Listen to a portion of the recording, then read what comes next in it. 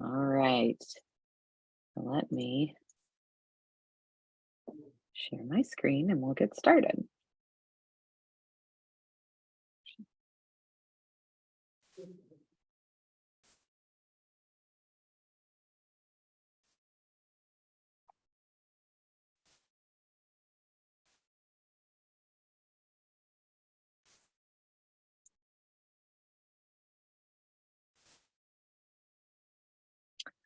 All right, good morning, everyone. Welcome to our third event in the Joint Arts Administrators Institute.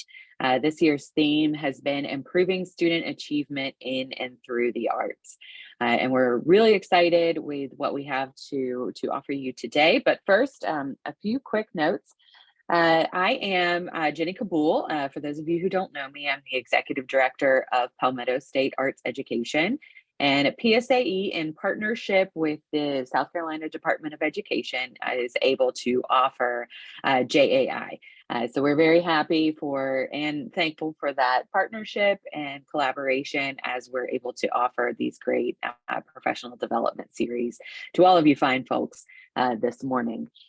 So I just wanted to give a quick thank you to our planning committee. They have all worked very hard on putting all of these sessions together and making sure that what we're providing is effective professional development for district arts coordinators and principals of arts-focused schools.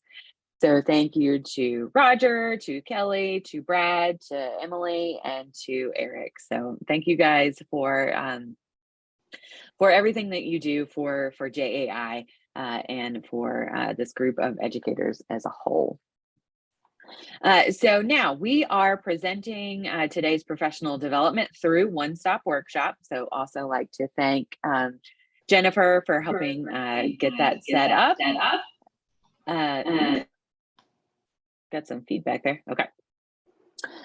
So you'll notice that the only available view is through speaker view.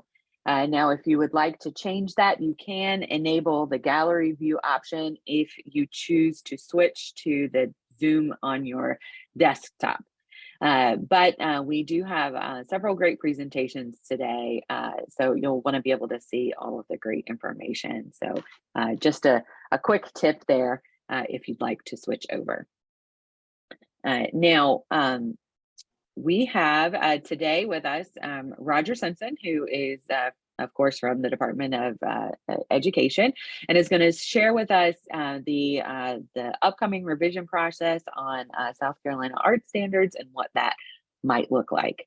Once Roger is finished giving us that great information, then we'll switch over to Kimberly Grant from Rock Hill Schools, who's going to share some effective best practices with us on teaching in and through the South Carolina art standards. And then we'll finish today by sharing with you a first look at the fully confirmed agenda for our capstone conference for the JAAI series. We're doing our in-person conference and in Columbia on May 17th and 18th. And for the very first time, we're going to share with you what those sessions are going to look like. So make sure to stay tuned until the end, and we're going to share that information with you guys as a first look. So I will stop sharing my screen and turn it over to Roger.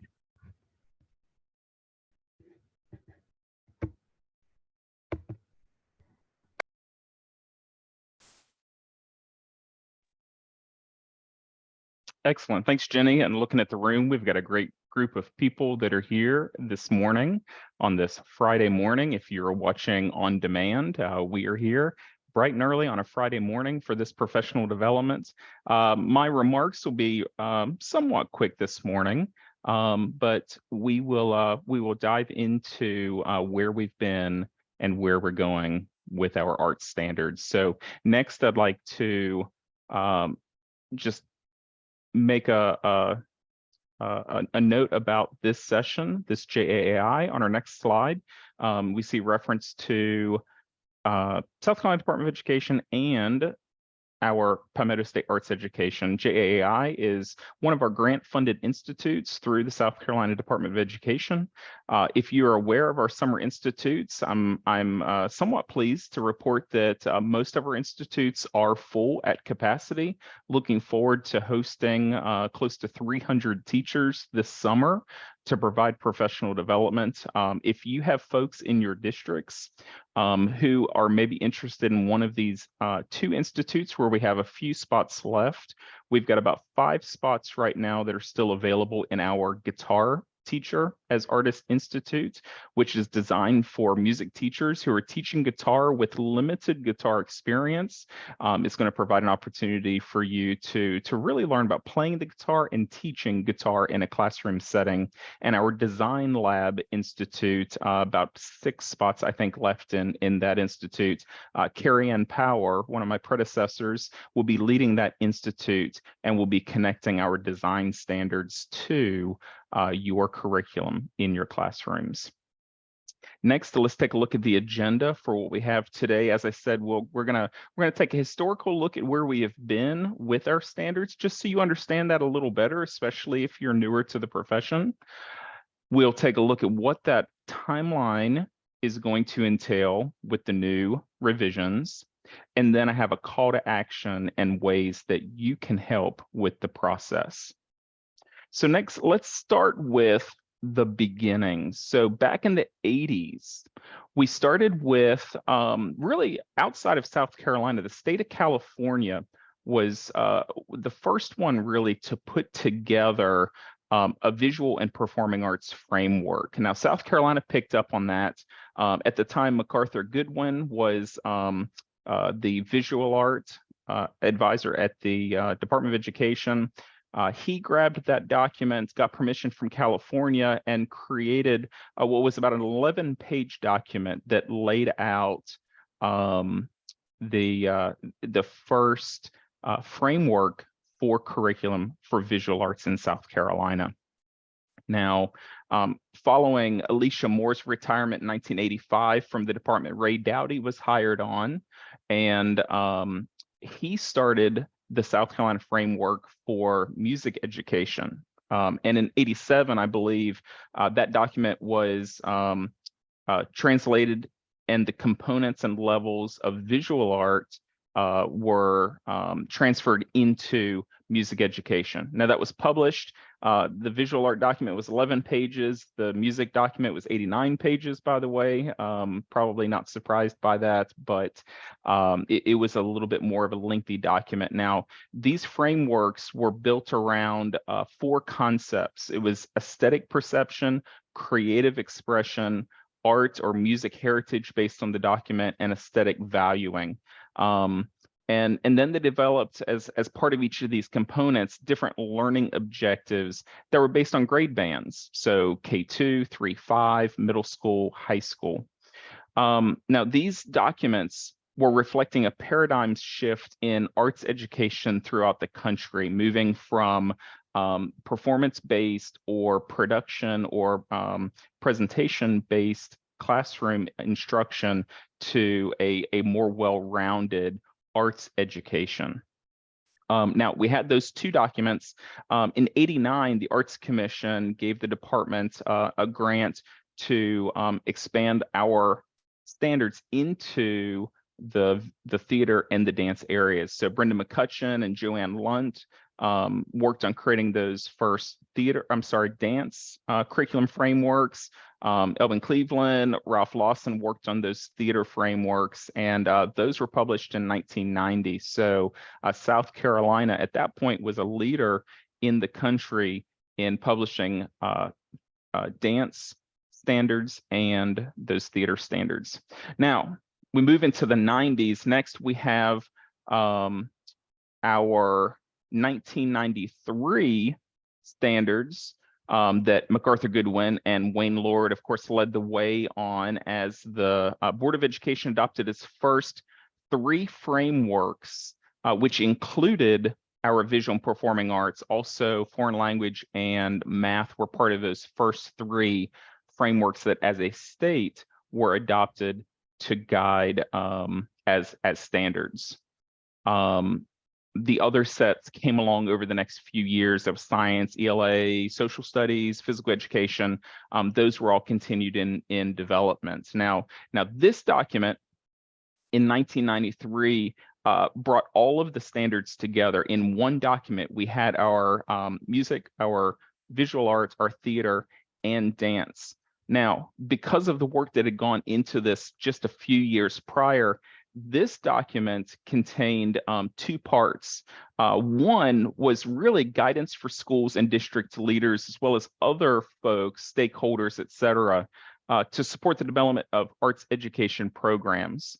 Now, one note about music, pun intended, music was actually reduced to one overarching set of music standards. In the previous work, when Ray Dowdy set things up, there were music components that are set to each individual choir, instrumental, general music, etc.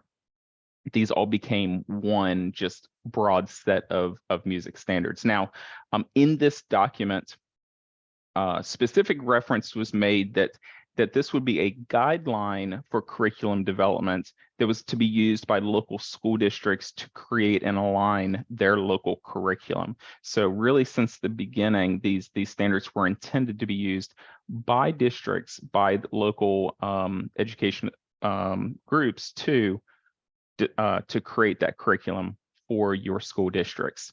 One last thing about this is there was first time reference made to creative writing as a fine art, and then technology and media arts. There weren't standards for these developed as part of this, but they were referenced in the document as something for people to be aware of and know that as times were changing, and particularly technology was advancing, that we were going to be seeing more and more of that in the arts. So that was the 90s. We then moved into the 2000s, and in 2003, we had Deb Hoffman, who was the Department of Education, and led the way with our VPA curriculum guide, which at this point then became curriculum standards. Now, this followed the work of a consortium of national arts education associations. They created a document that they called essentially the national standards for arts education, and these were essentially supported and then published by each of the national arts educators associations. The arts content standards for South Carolina were aligned with those standards, and it removed the four components that we talked about in that first document. So now we're looking at as few as 7, 8, 9 standards in each area. Now, as they wrote this document, they were sure to mention that the components of those four areas were still in the standards. They were integrated in the areas that they related to the most. But what happened also here was the grade bands came back. So in the previous document, these became overarching standards for each area. This document brought back the grade specific bands and what would be going on in each set, K2, 3, 5, 6, 8, 9, 12. Also in this document, music was divided out into general music, choral music, and instrumental music again. So following these standards, the state then created a set of curriculum guides that went along with each sets of standards, and it aligned things with those standards, activities, topics, resources, assessments for each of those standards. And when people refer now to our current standards and say, well, it doesn't say what we should be doing for these standards, I think there's some confusion, and people are thinking about those curriculum guides that were developed in the early 2000s that gave more information, more resources, more support to the teachers. And since that, we haven't seen those curriculum guides really developed, but we'll talk about that in a little bit. Now, let's move into most recently in the 2010s. brought about two sets of standards. In 2010, we had Scott Hockman, who was in the position here at the department, and our VPA curriculum standards at that point became academic standards as we were moving into a direction of realizing that our arts are academic. Now, in this document, the structure of the standards they essentially remained generally the same, but the grade bands were divided into individual grades. So we had kindergarten and then 1 through 12 as each individual grade level. So now the high school levels became level 1 through 4. They weren't necessarily grade levels, but there were standards for essentially each grade level. One note about the 2010 standards that was kind of neat was it was the first time that we saw media arts as a content with standards in our document. So 2010 brought us our media arts standards, and then in 2017, Carrie Ann, who I referenced earlier, led the way as our academic standards became college and career ready standards. The Every Student Succeeds Act, which we're still operating now, calls for states to report essentially how students will be college and career ready upon their graduation. And in South Carolina, we have a couple of ways that we report that. One is through our diploma pathways supported by the college and career ready standards in each of our content areas. The other is through our profile of the South Carolina graduate, which is now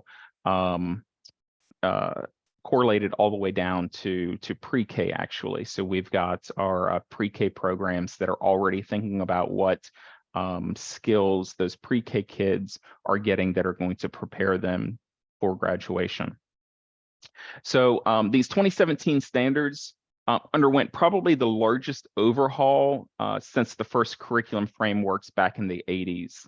Following the work of the National Consortium, it was essentially a consortium that was called the National Core Arts Standards was that group. Following that work, South Carolina moved from grade level standards to the proficiency level standards. And within this new structure, everything was included under 4 artistic processes. That was creating our performing, presenting, producing, responding, and connecting. So 4 areas. Sounds like the guys back in the 80s had the right idea, because we've got similar things going on here. Now, within those 4 artistic processes, we've got anchor standards, benchmarks, indicators, and there are learning targets. Now, unfortunately, just as we were preparing for full implementation of those standards, what came upon us towards the end of 2019, the COVID that impacted everything.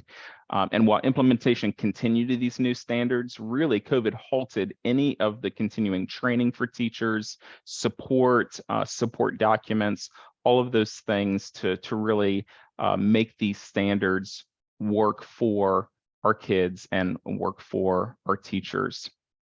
So that plus the fact that Carrie Ann retired December 2019 and until February of this past year, the position was vacant most of that time. There was not a lot of support to you all and to your teachers in regards to these new standards. Now, legislation requires that standards be revised or reviewed every 7 years. So next, here we are. We are time for standards review again. On our next slide, I've got a general timeline of what we're going to be looking for with this timeline. Now, what I have learned in the last year and almost year and a half is that sometimes the timelines don't go exactly as planned, but this is what we're looking at right now. And I want to share with you what the process is going to look like more so than what the timeline really may be for that. So last week, we had our first meeting, and you were the first group to really hear this and know where we're going with this. So the first thing we're going to do is we're going to request feedback from the field. And that's going to be from everyone, from pre-service teachers to those who are currently teaching, first year teachers, 28th year teachers, retired individuals. It's also going to include feedback from our higher ed community and our arts education professors at the college level. In addition, we're going to be requesting some feedback from our arts industries and arts businesses here in the state, seeing what works with the current standards, what needs developed in the current standards, and are these standards preparing our students to be college and career ready. So all of that's going to happen really within the next couple of months. Now, we will put together a review panel that will take all of those suggestions and feedback that come in, work through those, and create essentially a prioritized list of things that that need to be addressed or considered with the new standards. That panel will put that information together, and then we'll move on to the writing portion. So another team of teachers will be put together. This will be mostly teachers at this point. There'll be a few other representatives, but these are the ones who are in the classrooms using the standards and will know what works and what might not work. So the writing team will come together. This is going to happen in the fall. This is not ideal. When we had this meeting, they said, and then you'll be writing in the fall. And I looked back and I said, so you're telling me that I'm going to take teachers during the fall when they're preparing for concerts, they've got rehearsals going on, they're getting ready for art shows, and ask them to not be in the classroom to work on these standards? And they said, well, figure it out. So we work on that. Generally speaking, the writing teams would meet over the summer for a series of days, maybe a week, and really focus on it. What this is going to look like is through the fall of this year, probably one day a week. We will either have some in-person or virtual meetings with the writing teams in content areas to work through building those new standards. Now, once that's done, my plan is for it to go back to that review team, and the review team look and say, okay, the things that we prioritized, are we seeing these things in this first draft of standards? Now, the writing team is also going to be tasked with, if there are things here that you're not using or not responding to, tell us why, give us a justification. And so that review team is going to see, okay, this happened, okay, this didn't happen, but now we see why it didn't happen. Or they may say, well, even though it didn't happen and they're justifying it, we really think that some more attention needs to go back into this. So if the review team says, we're good with it, makes sense, then it's going to go out for field review. If it does have some things that need to be further addressed, it's going to go back to the writing team one more time, probably beginning of next year, still in the winter, to make those final edits. In the spring of next year, that's when we're going to need everybody's help again, because the standards will be out. A draft of the standards will be out for review from the field. We call that field review. And essentially, as we did in the beginning, requesting feedback and suggestions from a variety of individuals, we're going to be doing that again to look at this draft of standards and say, does this do what we need for it to do? The writing teams will come back, they'll look at those, the feedback and suggestions that come in from that field review. We'll make any final edits to the document at that point, and then beginning in the summer of 2024, we'll start the approval process. So it'll go to the State Board of Education Subcommittee for Standards and Learning. They'll review the documents, they will ask questions, they will dig into it, they will offer their feedback, which we will address as needed. Once they basically sign off on it, then it will go to the state full Board of Education for approval. As most of you know, in your local school districts with your boards, most things require 2 readings, and this would be the same. So we would be looking at a first reading probably somewhere around September, a second reading maybe somewhere around October, and then going into the winter 2024, having those newly approved standards. Now, I have 3 priorities for this standards process. So next, let's take a look at those. You can see here what I have listed. It's not hard. It is first that we create a document that is user friendly. The thing I hear most is folks, it's pages and pages of having to flip through, and I've been there myself. I get it. I understand. So what we want is a user friendly document in a layout that is easy to read. We're looking for is it logical? Does it make sense? Do the indicators make sense? If we're requiring or we are looking at indicators at the novice advanced level, and then we have indicators at the intermediate low that are less, that it's not logical. So making sure that everything flows in a sequential manner from one group to the next. And of course, we want to make sure that what we have here is student focused and that it supports teachers. I want for this document to be something that gets used, that teachers refer to, that teachers can use to set up assessment in their classrooms, and make sure that we're looking for student growth in the arts, in all of these areas of the arts, not just in their final performances and their final productions. Now, I would expect that we're going to stay within proficiency bands. After we went to proficiency standards in the arts, we've seen other contents pick that up. World languages in 2019 went to proficiency levels, and physical education also in their 2019 last round of standards have gone to proficiency standards. Now, they learned from some of the lessons that we learned after we were beginning to implement those. They've made adjustments that have made them easier to read and more direct. And so I'm hoping that we can learn then from what they've learned and adjusted through the process to make our standards even more effective moving forward. Now, here's where you can help. So get your phones ready. On this next slide, I've got a QR code for you. Go ahead and scan that QR code if you can. If you can't, Jennifer's going to put it, there it is.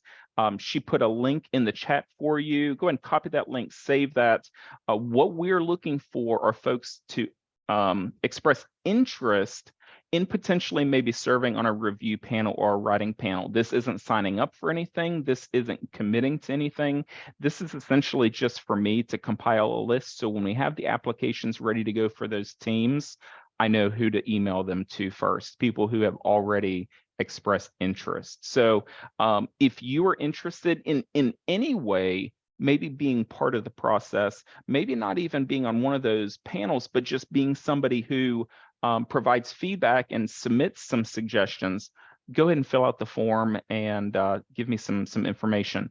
If you have teachers or other individuals that you work with through outside organizations or maybe other partnerships, share this with them. Help me spread the word that we are getting started, and we want people to be aware, and we want people to be part of the process. So if you go back and talk to some of those people who were on those writing teams in 2017, one of the things we heard most often was that everything just felt rushed. And unfortunately, I wasn't a part of those teams at the time, so I don't know from personal experience, but looking at the timeline they were under, it was very, very rushed. So we'll make sure to lay this out as we can in a manner that folks have sufficient time to provide feedback, to make suggestions, to review what's there, and then spend time really considering what these standards need to look like to best support our students and best support our teachers. And my last slide is just contact information for you. Looking at the room, I think everybody has it, but in case you don't, here's my email. Here is my office telephone number. If you need anything, please don't hesitate to reach out. I'm generally pretty quick on responding to email unless I'm out working with teachers and out of the office for the day. And I'm quick about getting back to telephone calls. Now, I saw I think several questions come in the chat, and I don't know if there's somebody who can maybe help me with that, pull those out. Yep, Roger, I got you. The first two were actually affirmations on thanking you for the history lesson, and I'm going to third that one myself. That was great to see and hear, because I've never heard the timeline on that. Kellyanne, thank you for including the arts industry in the review. And then, of course, Jennifer dropped in the interest form 2 times for us.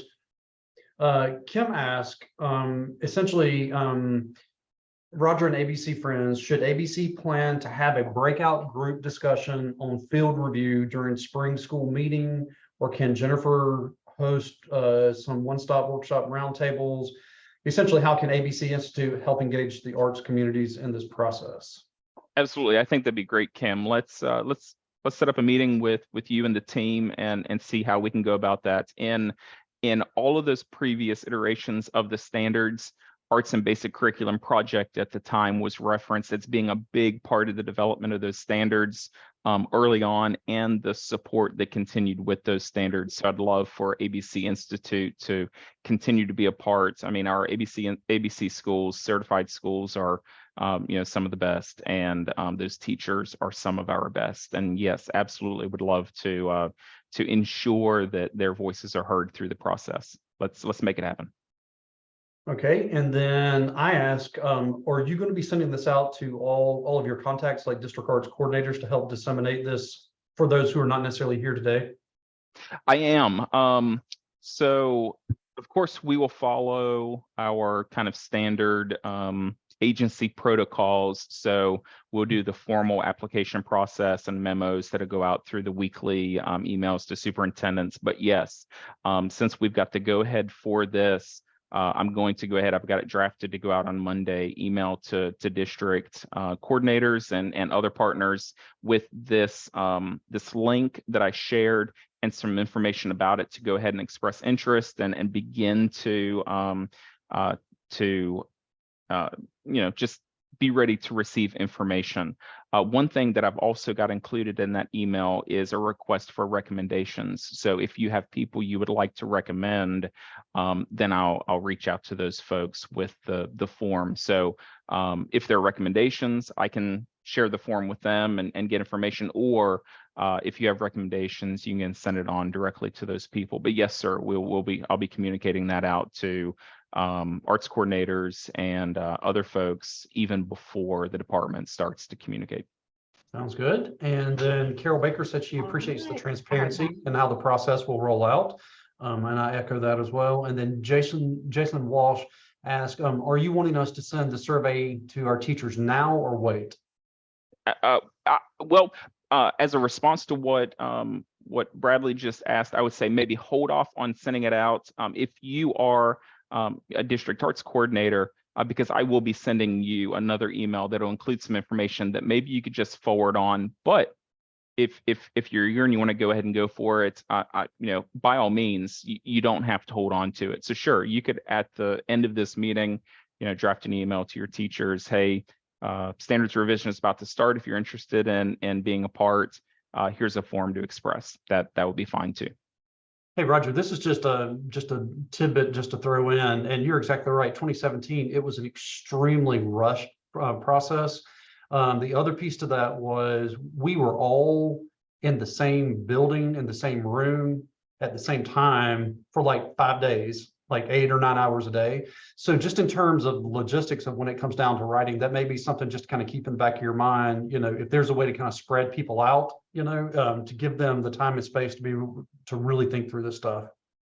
Yeah, we're going to have, especially with this taking place in the fall, there's not going to be the opportunity to be in one confined space for 5 days to try to do this. So it's going to consist of some some face-to-face with people, with the department, reimbursing and paying for mileage and hotel and things like that, and for their time, potentially, here and there along the way.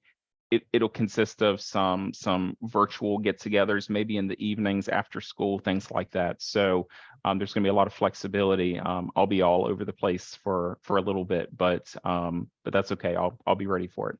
Yeah, that sounds much more manageable, and you're probably going to get an even better product out of that. So yeah, good job.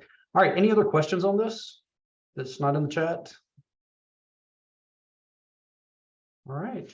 Well, thank you very much. And going back to the very first couple of comments, I know that was a lot of stuff, historical perspective in the beginning, but even for myself, it's been a great learning process over the last several weeks. I texted Scott Hockman or Carrie Ann several times along the way. It's like, hey, who was so-and-so, or what was up with this? So it's been a really neat learning experience for me too. South Carolina, whether we realize it or not, has really been a leader in our nation in regards to arts education and our standards for arts education. So with 2017, I forgot to mention that 2017 brought about the first set of design standards, and those were the first drafted of design standards for a state in the country. So we have continued to be innovative with our media arts and our design standards, and I'm looking forward to seeing what this next iteration brings about in terms of innovation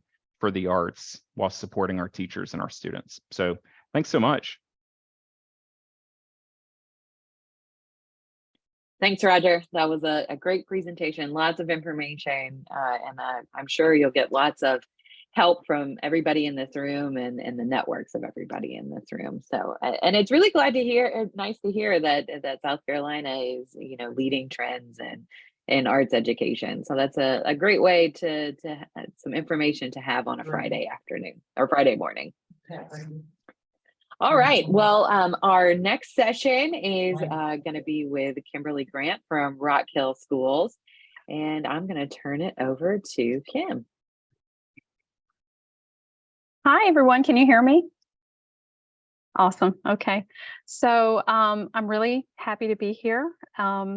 Just full disclosure, someone stopped by the room that I'm in, which is in a middle school, and said, we're probably having a fire drill in about 15 minutes. So I asked them to hold it. I hope they will. They're trying not to interfere with lunches, so I apologize. Didn't know, but we're going to make the best of it. So hopefully it won't get really noisy. Thank you, Jenny, for inviting me to share this morning. And Roger, that was like going down memory lane. I remember being a college student, getting that pamphlet that had the splatters on it. That was my first introduction to the standards. And I was like, I got some warm fuzzies from that when I saw your images. So probably many of you had that same reaction.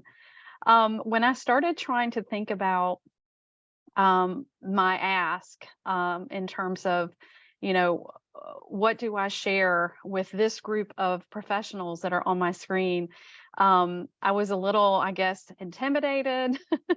I was trying to kind of think through, what could I tell people about using the standards and moving students along a continuum. And so I really started thinking about the student first. What should it look like when a student is diving into these standards and moving along the progression from this indicator to that, or this level of proficiency to the next level of proficiency? What should it look and feel like for students? And then I thought, okay, pulling out from that, what should it look and feel like to teachers to establish a culture of that type of learning progression and an environment and instructional practices that would support the kinds of thinking and learning that we want to see.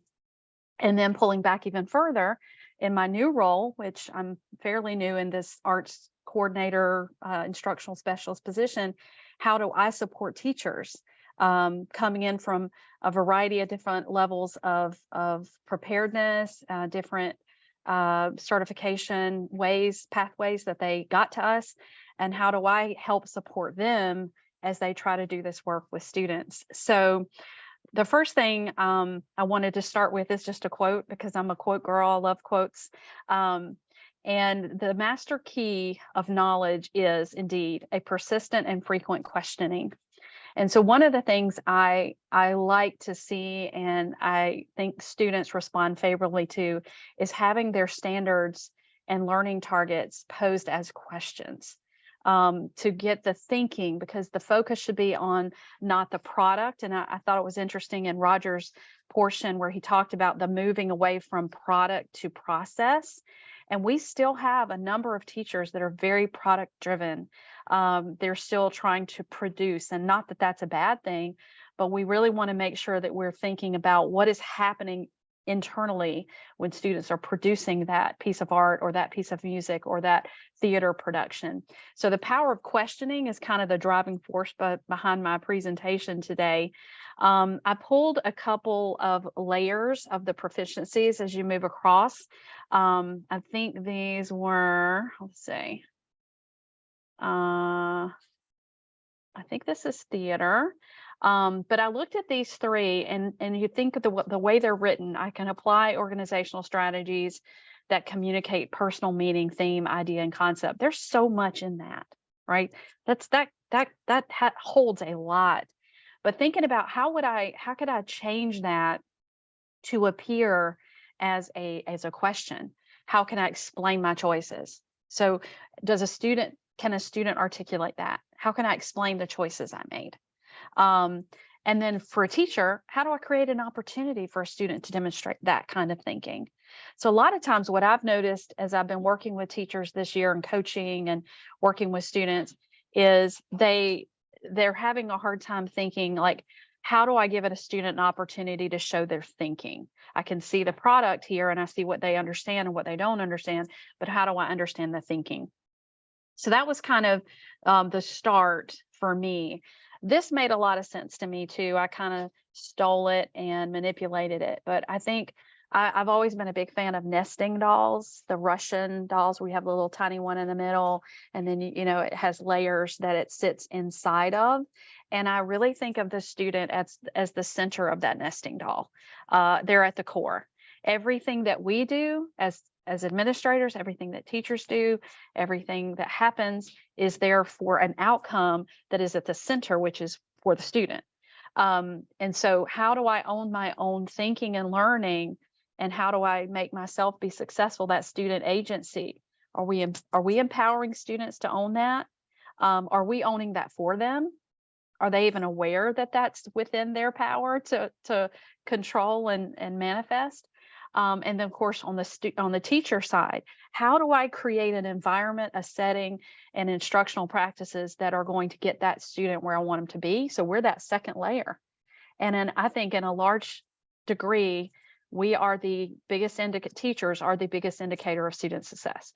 You can have a great building, you can have a great administrator, you can have a great district, but the teacher in the room is the one that usually has the biggest impact on what students can do. And then a district support layer, I'm just tipping my toe in the waters of district support and seeing, like, what can I do to help facilitate these conversations? Many of these teachers are veterans. They've been doing it a very long time, and they feel like, I know my standards.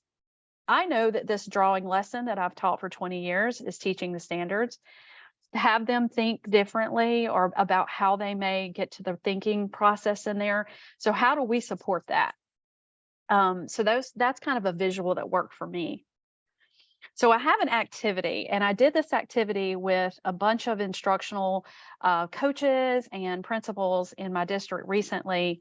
And the conversations that came about as a result of this activity were really, really cool. And I think it got the whole group to think a little bit more about the art standards and about what you might see going on in classrooms and how that demonstrates student thinking.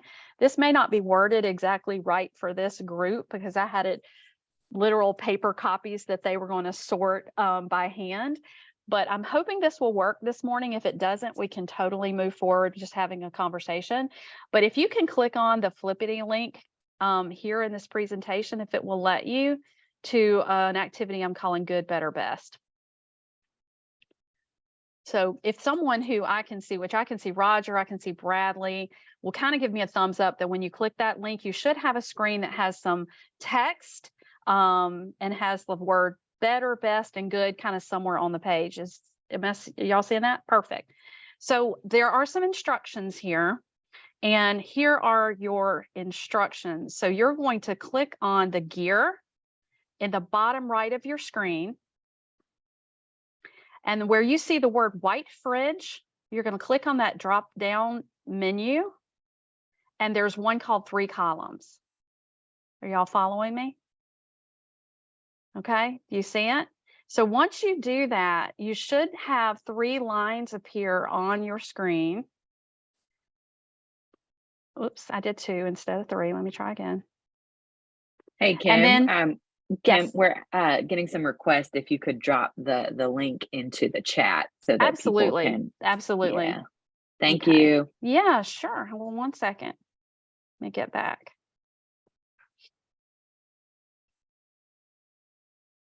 I'm sorry, what? Oh, good, thank you. I'm trying to get back to my. Sorry, everything's covered up by something else. Okay, the link, let me get that for you.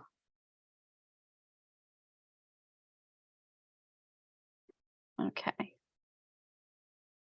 And here we go. Everyone. Okay, try that.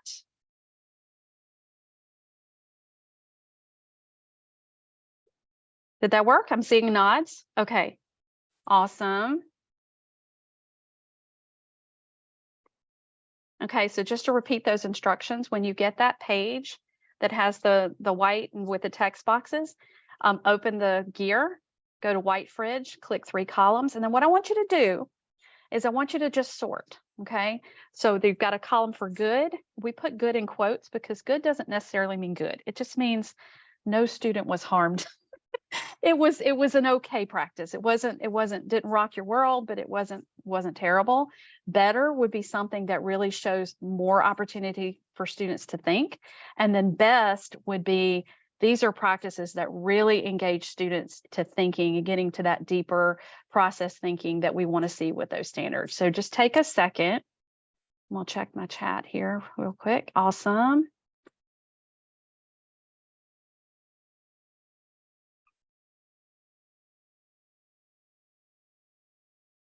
Okay, if someone wouldn't mind, once you kind of got a sorting going on, just give me a thumbs up in your window so I can kind of see that you've had a minute to think through.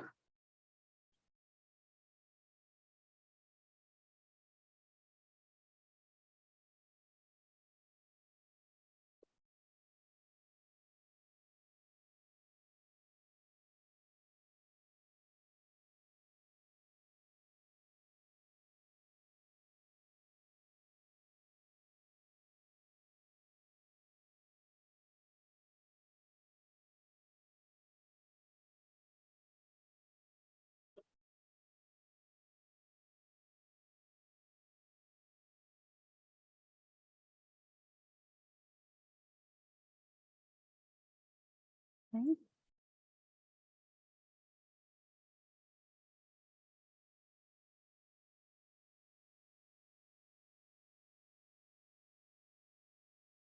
Everybody okay? Okay.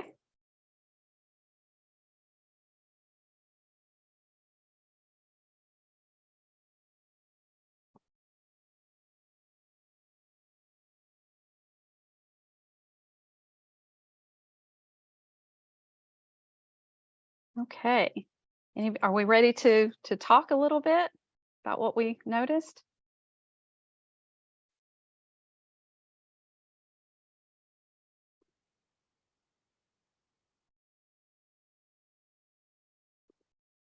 All right, so what were your notices? I don't want to, we could spend a lot of time here, but I just thought this might be a good way to start thinking about some of the instructional practices that we see going on that generate that student thinking. Any notices as you started to sort these into good, better, and best? Please feel free to unmic and share with the group. I mean, unmute.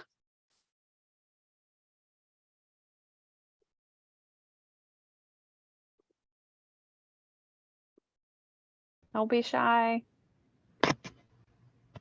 Thank you. I noticed that the things that were more like copying or just like the warm-up scales, they're kind of, I mean, not totally mindless, but they don't really involve a lot of thinking, deeper thinking, would probably be in the good category. And then the things that required a lot more thought or creativity, you know, would probably be moving towards the better or best side of things. So Hannah, thank you for speaking up. No problem. Are these practices that these came from true observation. So when I went around the district, these were exactly things I saw.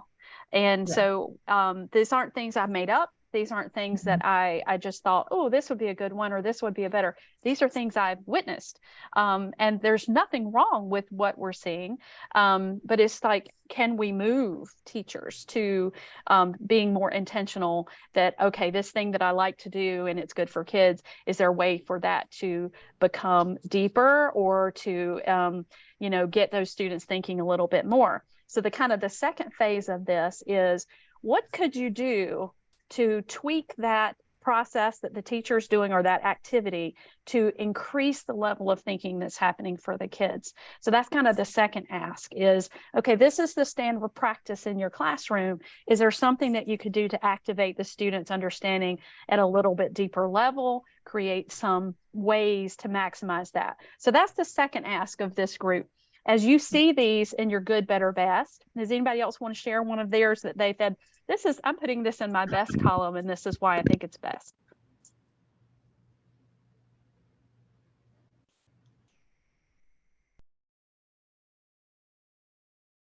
I think we've got some. Go ahead, Ms. Campbell.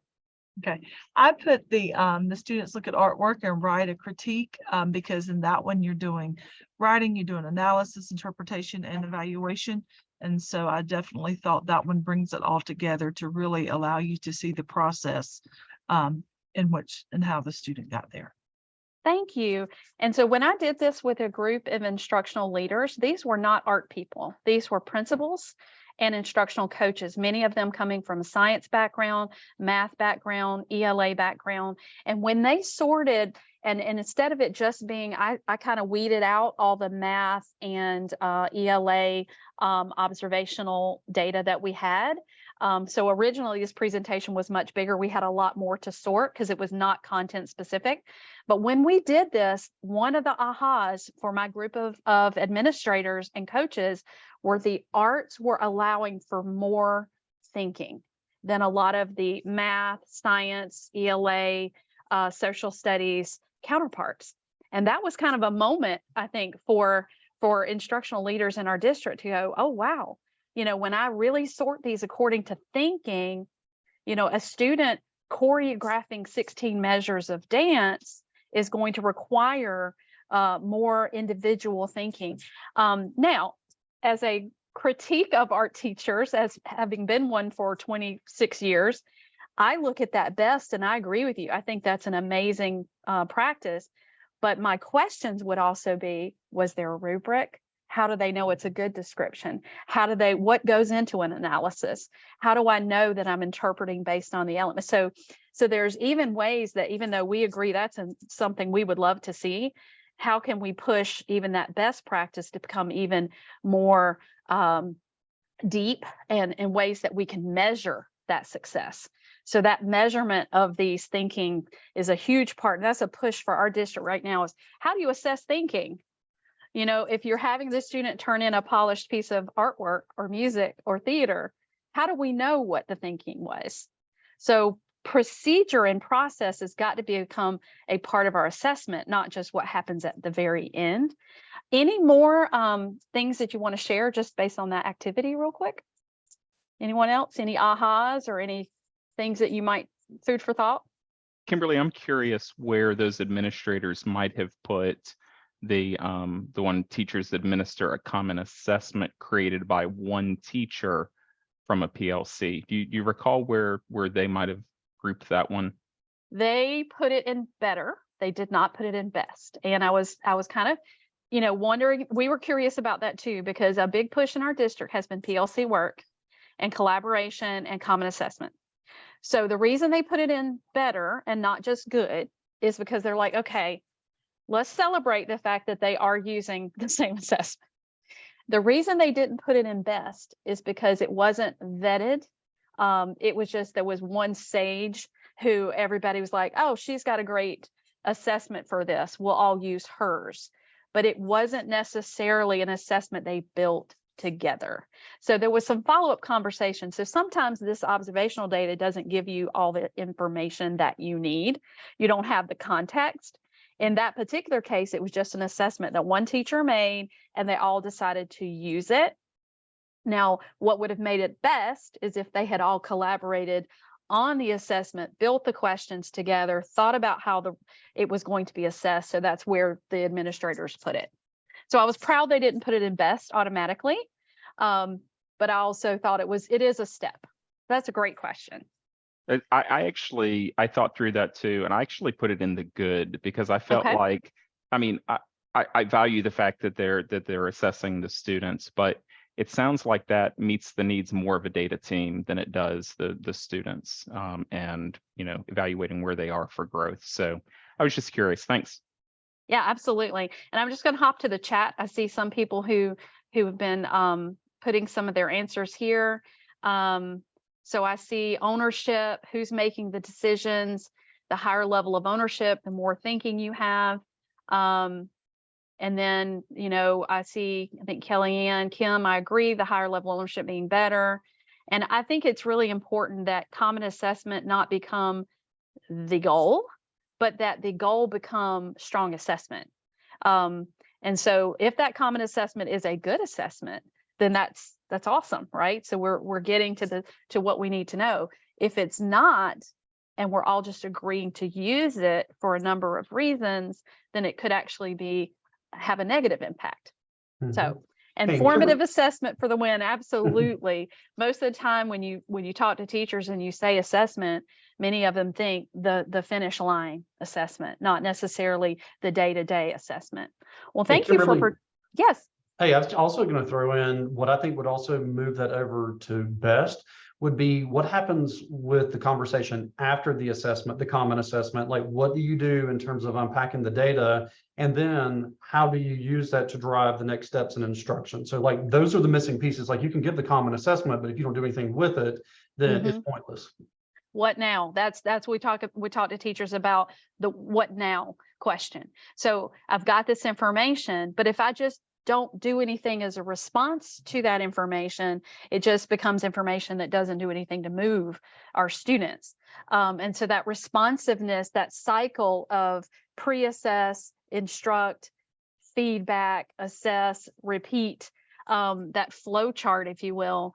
And that's something I hope I've got some examples that I want to share that you'll see that some of the teachers that I've highlighted, they're really good at that responsiveness piece. Well, I appreciate you participating in that. I hope it kind of got you thinking. So one of the teachers that I chose to kind of showcase as I was thinking through some examples or exemplars for things that are happening in our district that I think are important and good. And I think, Roger, this may interest you too. When we started looking at the way the standards were written and the proficiencies and the process standards, I built a template for long-range planning or for pacing that took those verbs and nouns and took the processes, create, respond, connect, present, and kind of made a pacing guide. And this teacher really grabbed hold of that and ran with it. She's a middle school visual art teacher. She's also in an IB middle school. And if you know a lot about IB, they have a lot of inquiry-based assignments. And so she tried to take the processes, and then each thing that she teaches, she kind of highlights whether that's hitting the create standard, the create process, the responding process, the presenting. And so at a glance, because these are color coded, she can look across her quarter. This is quarter 2 that I've put here for you. She can look across that quarter of instruction and see, am I staying too much in just one of these processes? Am I visiting the other processes enough? Do I have enough content and lessons that I'm planning that are incorporating more than one of these processes? That's something we've been trying to move toward, is I don't like to use the word double dipping because it's really quadruple dipping. But if I can teach something that's going to incorporate all 4 of these processes simultaneously, then that is just giving students more opportunities to engage with that type of thinking. And so a lot of teachers tend to live where they love. I was an art teacher. I lived in create because I wanted to make art. And so that was where what drove most of my instruction was, what do I want them to create? What kind of process of art making are we going to use? And so I wasn't always as intentional about opportunities for them to present their work, opportunities for them to respond to other people's work or their own. And so this was something that we've kind of incorporated as a district to kind of get teachers more intentional about looking at those other processes as they're planning for their year and as they're doing their long range plans. So I thought you might enjoy seeing that. I've got a link to her entire pacing guide if anybody wants to see it, so you can kind of see how she's done the year as a whole. The next teacher that I wanted to showcase is a teacher who is really using social media as a way to get students to engage and to give each other feedback and to do some of their own thinking and presenting. I don't know how this is going to work. I originally wanted to link you to her Instagram. She uses Instagram. All of her students, it has kind of a private Instagram account and page, and they post to each other, and they upload their work, and they actually get graded on the frequency of their posts and how they respond to each other. And it's almost using something that kids are addicted to for a positive reason. So it's kind of, we know they're addicted to social media. We know they want to be in those platforms. We know they want to spend time there. So can we use that for good? Can we maximize those interests and have those students engaging with that? The second thing that she does really well, and I'm going to come back to the social media, is she uses our online learning management system, which we use Canvas. And the way she creates the content there, and I'll just take you there really quick, is that she makes it really engaging and really interactive. Many districts like ours use a learning management system of some sort, and a lot of times it is just a grade book. It's simply a way to put in the assessment, put in the grade, and move on. And in this case, you can see she has so much here that students can engage with. She puts a featured artist. There's links to all kinds of, it's very interactive. She's got resources, but I love her daily agenda and objectives and the way she's worded her learning targets. So she doesn't just plop the standard in there. She turns that into an I can statement from the standard that's given to kids an understanding of what it is to do. And this is Monday, Tuesday, Wednesday, Thursday, Friday. It's very clearly mapped out, and there's links throughout to anything. And there's a lot of recording of her demonstrations and videos and resources. You know, this is the game that teachers are playing now, with students being off campus a lot, missing classes for a number of reasons. During the pandemic, we learned a lot. And so I thought this was a great use of technology to help support some of those learning standards that they're focusing on. So let me come back out of there. And then the next slide, oh, sorry, I'm all over the place. This is something that I've seen her use in her classroom, and I have an image of a student work, but doing a lot around student thinking and concept mapping. And so this is something that not only in the arts in Rock Hill, but in all discipline areas, we're trying to give students ways to show thinking. And this is her method that she uses for that concept mapping. So you can see this is just her diagram that she gives to the students. I'm going to show you a student example in just a minute.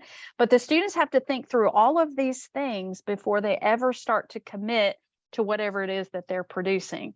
So what is the idea? Have I experimented? Are we giving kids enough time to explore and experiment?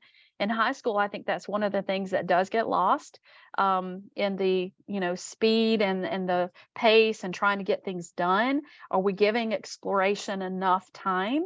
You can see all of the things she's included there. This is her social media.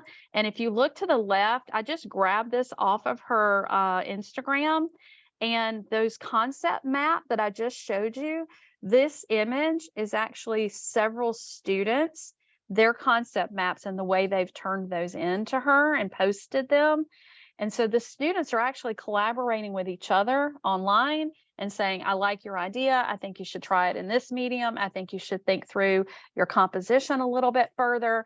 And so they're taking ownership. And I saw that in the chat earlier, is that, I see teachers working themselves to death, right? They are working so hard.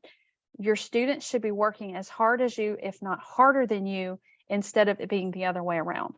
So a lot of times I think we are over supporting and over helping, and we're not letting the students own it and learn it and do it. And so I know that's a difficult thing sometimes to relinquish that control, but you can kind of see how that looks in her classroom.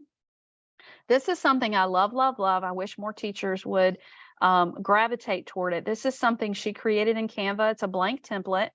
She updates it daily. It has the learning target for the day. It has announcements. It has the assessment. It has everything a student at a glance might need to know. And this is something that, she shares with her entire department, and they're starting to kind of populate these little bubbles. So, and this also gets back to students knowing, what am I doing? Why am I doing it? When is it due? What do I need to know by the end of this? So I thought that was a great little artifact. All right, I have some chats. I want to stop and make sure I'm absolutely noticing people. I see some comments about the assessments and the collaborative team. Does anybody have any questions before I keep going? Thoughts? Some of the things that I've shared? I see someone said it reminds you of the depth of knowledge wheel that we used to see when she started. Thank you, Hannah. I agree. We need kids to be getting up to the create and, and more those depth of knowledge. Kimberly, Context does matter. Go ahead. I'm just curious, with some of the work that you're showing here, are you seeing consistency across subject matters across schools, or are you seeing it pockets of it within the same building across different subject areas? Do you see where I'm going with that? I do.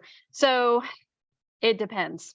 So we've really tried to use the professional learning community as a way to create cohesion, whether you're in the same school or different schools. So because most of our teachers are singletons, right? They're the one person in their building that does what they do. And so, or there may be 2 or 3 of you.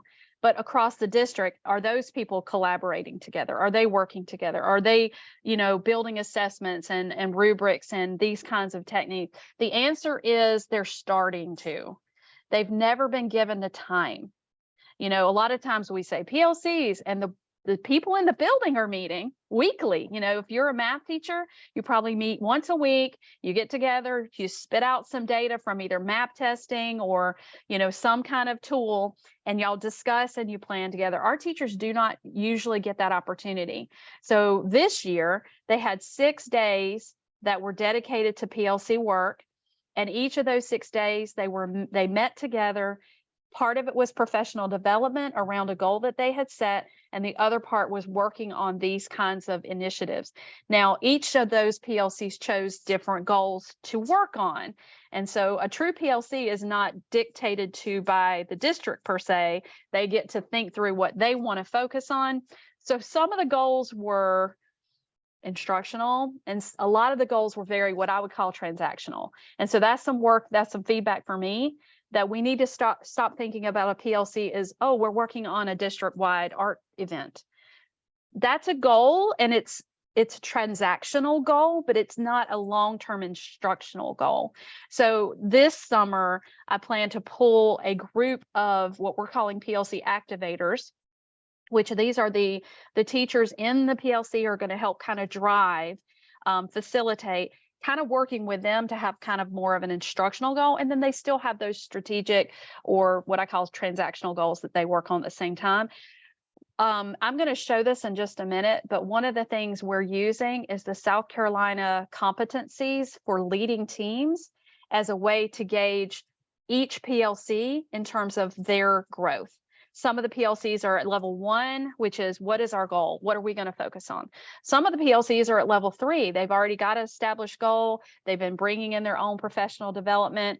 And so depending on the PLC itself, you know, you've got strong ones and weak ones across the district. So I wouldn't say it's specific to a building per se, as much as it's to a cohort. Any other questions? That was a really good question.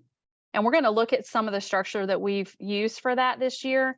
So just checking if anybody sees anything amazing in the chat that they want me to hear, please, it's hard to see everything at once. So that was a graphic organizer that she used. The other thing is conferencing. We've really been trying to get teachers comfortable with individual conferencing while students are engaging in the learning. Are you having time to sit down with them one-on-one and discuss their progress? What are they good at? What are they struggling with? And what kind of support can you give them? And this particular teacher that I'm showcasing, I got to observe her doing conferences, and it was incredible. She rewarded them for coming to the conference with some type of treat that they selected. They brought their work with them. She talked with them. She was like, you know, what do you think your strengths are? What was your weakest part of this particular project that we did? And so they were able to give her a lot of feedback. And then there were next steps. Okay, in the next 2 weeks, I want to see you really focus on this. So there was a lot of individualized feedback given. And, you know, in some cases, like in band or in music classes, that feedback is often, you know, it's instantaneous. It's while they're playing. Okay, stop. I want you to drop your jaw a little bit. I want you to do this. But a lot of times in some disciplines, it's really just when when the assessment's being done. So are we pulling kids and actually talking with them? I wanted to have a clip of her doing that, but I knew there wasn't enough time. So this is another teacher, and I'm not going to go in through to hers because we're kind of low on time, but it's here. She did a great job with a station rotation where they took one of the standards and she broke it down into different components, and they went to a station that focused on each of those components. And then the last station was with her. And so they would go through their stations, and their last station was with Miss Klippa. And she would go through like, do it for me. And she was a theater teacher, and she would give them instantaneous feedback on their performance. So one of the things that has been a big topic of discussion, and I think this is very timely with Roger's work, is teachers understanding this continuum and knowing how to take what's written here, translate that into learning experiences, and then know how to scaffold. Okay, because if I have a student who is not able to do this, I have to go down a level and see what were the pre-skills that student I may have to revisit for him to be successful or her to be successful right here. And I think, Roger, you made a point earlier that I was like, yep, sometimes it doesn't make a lot of sense why this skill was here and this one was here. And so we've had a lot of conversation in our district with these PLCs about, wow, that's harder to do for kids than this is, but this is further down, further up the continuum. So those are conversations that we are having, and we're noticing those same things too, as they're developing their lesson plans together and their assessments together. I'm just going to move on through. So, okay, I've done a lot of talking. I do that. I apologize. But I did want to give you an opportunity. So you've kind of seen, in our district, we're pushing in hard to these professional learning communities, trying to support them with best practices and instruction, ways to engage and motivate students, assessment, common, informative, the thinking piece. And we're also trying to work with instructional leadership, our coaches, our administrators. Do they understand? What I see a lot is administrators going in and they are just wowed. They're always wowed. They're playing a musical instrument. Yay. They're drawing. Yay. They don't know how to give feedback to those teachers to move the teacher because they don't feel as comfortable with that content area, because it all looks amazing. And a lot of times it is amazing, but sometimes it's not. So what are your thoughts? Can you, as you're thinking through in your role, how can we provide that support to teachers to maximize instruction that moves students from along the proficiency in terms of their internal thinking? Kimberly, one thing that I was going to add, can you go back a slide where Absolutely. you had the standard up? Yeah. I'm sorry, right there, that one. So, if any of our colleagues have ever embarked on writing district curriculum that's based around the standards, you know that, like, when you're writing that district curriculum, you can't write it at the benchmark because you're going to have kids all over the place. So one of the things that I found specifically was we had to, and there really was no roadmap for this in 2017. Like, we got the standards and it's like, oh, okay, well, where do you start? And we had completely revised our district curriculum. So where I chose to go on the district side was to start at the anchor standard level, just in terms of our curriculum units that we provide as a skeleton, and then with some, individualization in terms of, like, each school, each teacher is going to have to live down in the benchmarks, and just being very explicit with our teachers that, you can't live at the anchor standard level. That's way too broad for you to actually get down into the weeds with your kids, and if you're actually going to move them along. So what I found was, just in working with teachers initially with these particular standards, was having to be very intentional about, no, go to the benchmarks, because you're going to have kids who can, when you look at these, you can have potentially kids at 3 or 4 different places across these, in the same class. So helping them understand, how do you individualize your planning, your intentional planning, in order to be able to meet the needs of all the kids that are in your class. So that was just one thing. I agree 100%, because what I was running into as I was trying to support learning targets, for many of the building level administrators, that was one of their non-negotiables. When I walk into your room, I want to see a learning target posted.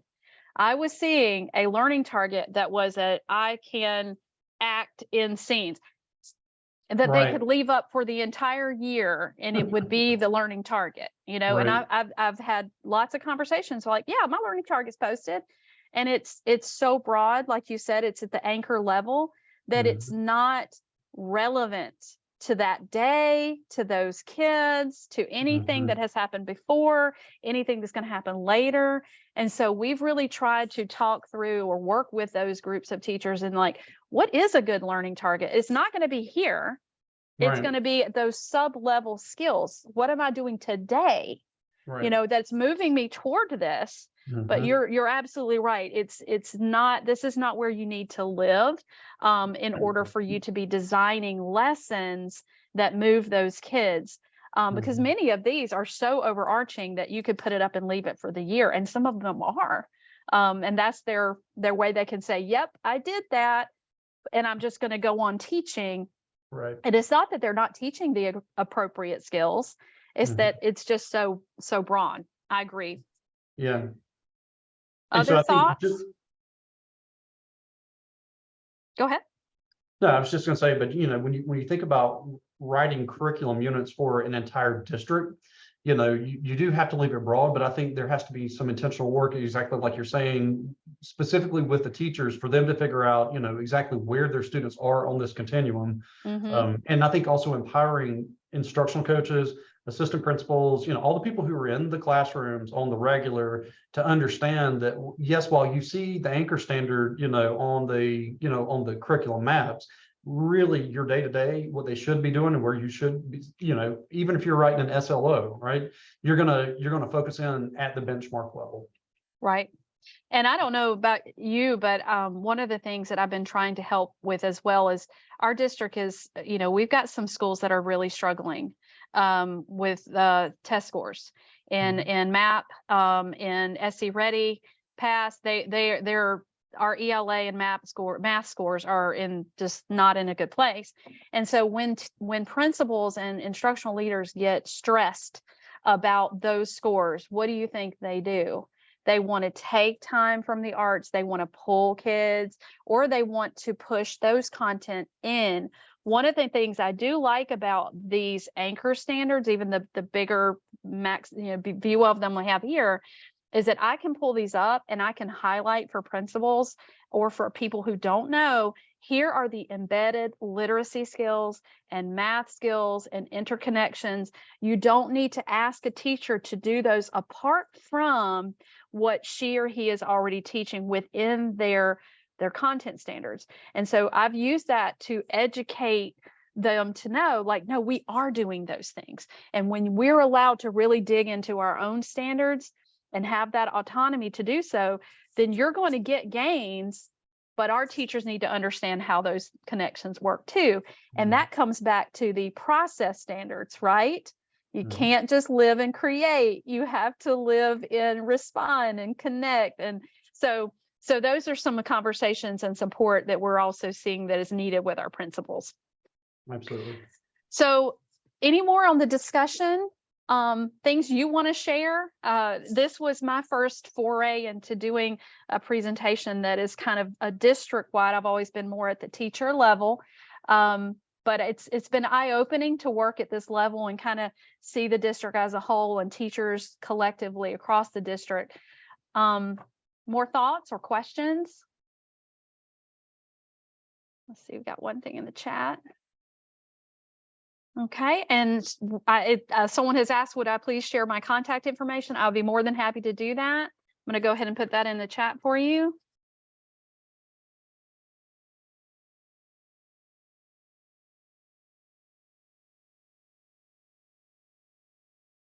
That's my email.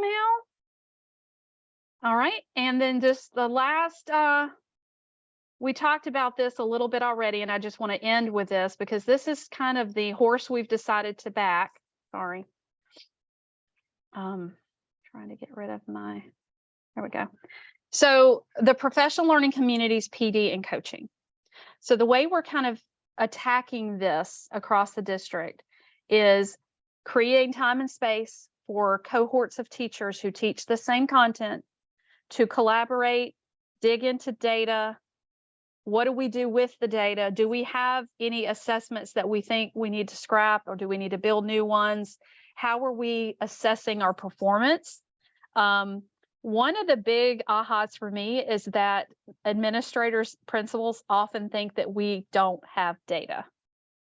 They'll say, why do I want to give them time to meet as PLCs? They're not a tested group. We are a tested group. We're just tested in different ways, and our data comes in different forms. So we've been using a lot of the seals of distinction, the external assessment tools as a way to say, hey, we do have data. Here's our performance assessment data from last year. These are some of the goals that surround that, and these are some of the areas that we as a PLC can work to improve student performance as a whole. So actually the seals of distinction and the way that's being reworked is actually helping validate some of these assessment pieces that administrators may or may not really fully understand. So the PD, we're starting to do a lot of self-service. So what that means is, as these PLCs begin to work together, they start to establish, what do we need? What do we need? And so when they start thinking, okay, what would we like to have? So we had several groups last year that went out and said, okay, this is what we need. We looked for a professional to come in either within the district or from beyond the district to work specifically with that PLC with a goal that they had established. And so that was paid for through the district, through grants and other means. And so they're starting to really think, okay, there's something in this for me. How often do you hear, well, that PD was not really relevant to me as an art teacher. It was great for the school district, but it wasn't really for me. And so having them have a lot of agency about what kind of PD they're receiving has been impactful, because now they want to go to the meeting. They want to go to the PLC meeting because there's something in it for them. And then the coaching piece is really that tier 2 and 3. So you hear tier 1 is like everybody. Tier 2 is that smaller group that needs more. Well, tier 3, we have a lot of teachers that need coaching. They're coming to this profession in different, unique ways, and they are not where everyone else is. and for a number of reasons. And so having a coaching mindset as a district has been a huge thing that we've had to undertake. For the high flyers, they need coaching. And the people who are just entering the profession or needing support also need coaching. And so creating that culture where it's okay to say, here's a growth area for me. And I would like to come alongside of you and work together to develop this thing that I feel is a growth area or an area of interest. So those are some of the things that we've been working on. And then I've just put a couple of resources for you. These were some things that we used this year. I did want to show this one really quick because it goes back to what Bradley was saying, is that when we started thinking about how to do kind of a vertical document, our goal is to take these process standards and these kind of overarching concepts from the anchor starts and the indicators and have links. And we're just starting to putting the links in, like, here's a great unit in this strand that teachers can click on, and they can see the unit plan, they can see what that teacher has done, they can see work samples. We're just beginning this work. Let me see if this one will open, and you can kind of see how they're taking a unit and they're breaking it down into the standards and then how it's hitting across those different processes. And so that's the lesson there, lesson 2, lesson 3. So we're just starting to get to that. Nobody's been driving that or helping teachers have that time to do that. So that's something that we've been working on intentionally. These are the leading teams proficiencies that I've been using with PLCs, building a shared purpose and clarity. Many of these PLCs didn't have that. They didn't know what their purpose was. They didn't have a goal. And this is a way that they've been kind of self-monitoring their groups to see how they're moving. So those are some of the resources. If you have questions, comments, I want to give you time. And I know we're at the end of our time, but I appreciate you listening and letting me share. I see some things in the chat. Well, Kim, I'm going to jump in there and just say thank you for mentioning the Profile of South Carolina Graduate Competencies. We've been trying to introduce those across institutes for the last 3 years as one of those ways of there's so much more that the arts support than just I exist to help improve the test scores of these particular subjects, right? We really look at arts and that arts integration to help provide that space of justification, but we do so much more. And all of the teachers, we all are developing these skills within our students. So we have found that teachers really find great purpose in the competencies and that there's finally something they can kind of grab a hold of and put within their lesson plans or their units and say, these are the actual skills that we're trying to work on. In addition to my art skills, this is like what it means in lifelong learning, right? So it has provided a lot of validation for so many of the teachers we've been working with. So I appreciate that. Thank you, Kim. And I actually encountered these through the Read to Succeed community because the people who teach Read to Succeed in our district were using these as a way to kind of give teachers the vocabulary to talk about the different skills, because you have a PE teacher who's going to Read to Succeed and they don't understand why they're there. And so using the competencies and having them identify one of them that they wanted to move their students through was really helpful through the lens of literacy and reading, but using those as a way to kind of give them the language to talk about how they're progressing. And that's what I've noticed is that the rubrics on these competencies, a lot of times you'll say, how's your PLC doing? Even to a principal, and they'll say, oh, okay, they're good, or they're okay, or that. Why? Like, what are you seeing that you think is great? What are you seeing that's not?